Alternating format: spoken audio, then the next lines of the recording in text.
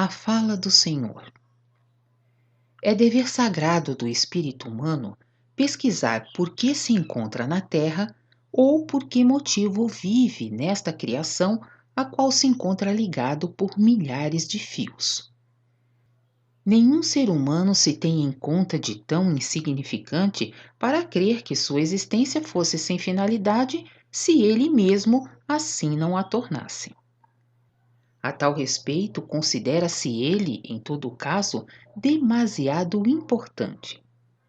Entretanto, são apenas poucos os seres humanos que conseguem penosamente libertar-se a tal ponto da preguiça de seu espírito para se ocupar sinceramente em pesquisar qual a sua finalidade na Terra. E é também somente indolência do espírito que os faz, de bom grado, adotar doutrinas fixas estabelecidas por outrem. E indolência jaz na tranquilidade de pensar que é grandeza agarrar-se à crença dos pais, sem submeter os pensamentos nela contidos a exame próprio de maneira meticulosa e criteriosa. Em todas essas coisas, os seres humanos são apoiados solicitamente por associações calculadoras e egoísticas, as quais acreditam que a expansão do montante dos adeptos seja o melhor caminho para o aumento e a consolidação da influência, e com isso, o crescimento do poder. Longe se encontra deles o verdadeiro reconhecimento de Deus, pois de outra forma não prenderiam o espírito humano nas cadeias de uma doutrina fixa, e sim educariam-no, despertando nele a responsabilidade própria determinada por Deus e que condiciona fundamentalmente inteira liberdade às suas resoluções espirituais. Só um espírito livre nisso pode chegar ao verdadeiro reconhecimento de Deus, que nele amadurece para a convicção plena, a qual é necessária a cada um que deseja ser erguido às alturas luminosas, pois somente a convicção livre e sincera pode ajudá-lo a tanto. Vós, seres humanos, porém, o que fizestes?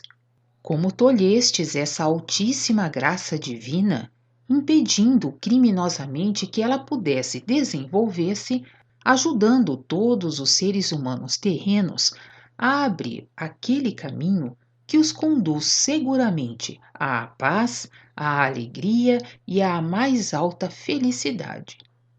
Ponderai, também na opção, no assentimento ou na obediência que ocorre talvez apenas por hábito, como consequência da preguiça espiritual, ou porque nos outros é usual assim, reside uma resolução pessoal, que para os que assim agem acarreta responsabilidades individuais de acordo com as leis da criação.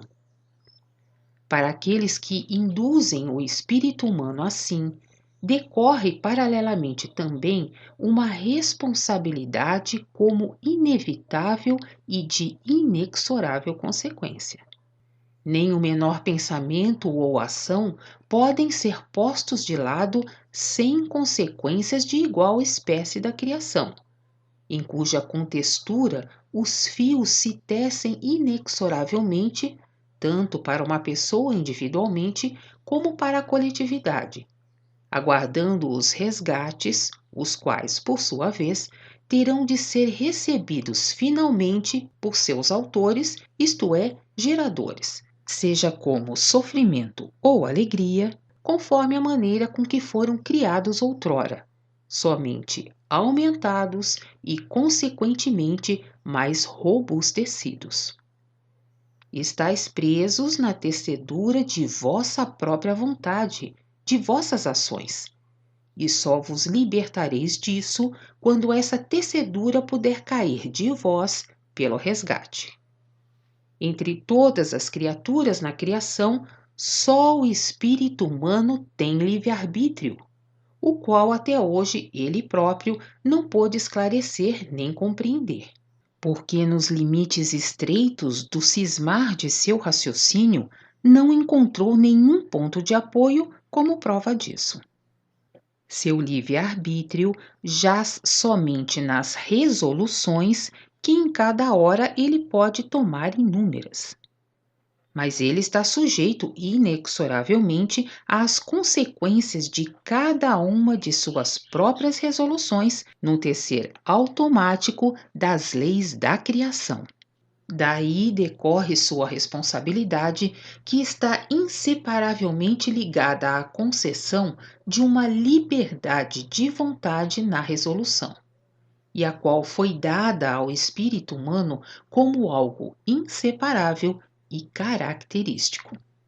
Do contrário, onde estaria a justiça divina, que, como apoio, equilíbrio e conservação de todas as atuações criadoras, está firmemente ancorada na criação? Ela nem sempre conta, porém, em seus efeitos, somente com o curto espaço de tempo de uma existência terrena do espírito humano, mas sim existem nisso outras condições totalmente diferentes, como os leitores de minha mensagem sabem. Com muitas resoluções superficiais, já trouxestes frequentemente sobre vós desgraças, forçando-as às vezes sobre vossos filhos.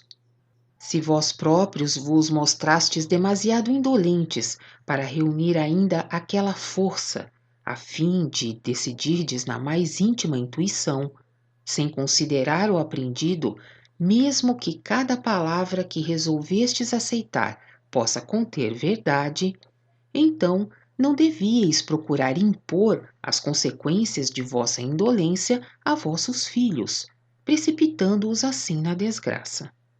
O que, portanto, a indolência espiritual acarreta de um lado, o raciocínio calculador ocasiona em outro.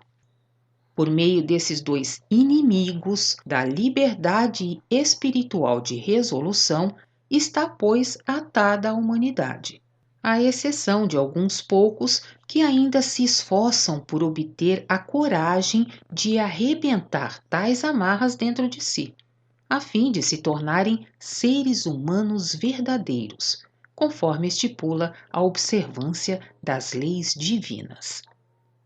As leis divinas são em tudo verdadeiras amigas, graças auxiliadoras emanadas da vontade de Deus, que assim abre o caminho para a salvação de cada um que para isso se esforce.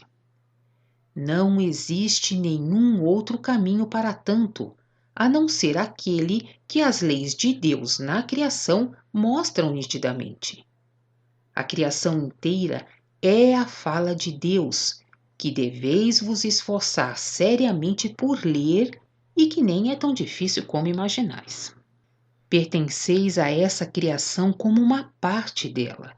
Deveis, por conseguinte, vibrar com ela, atuar nela, amadurecer aprendendo dela.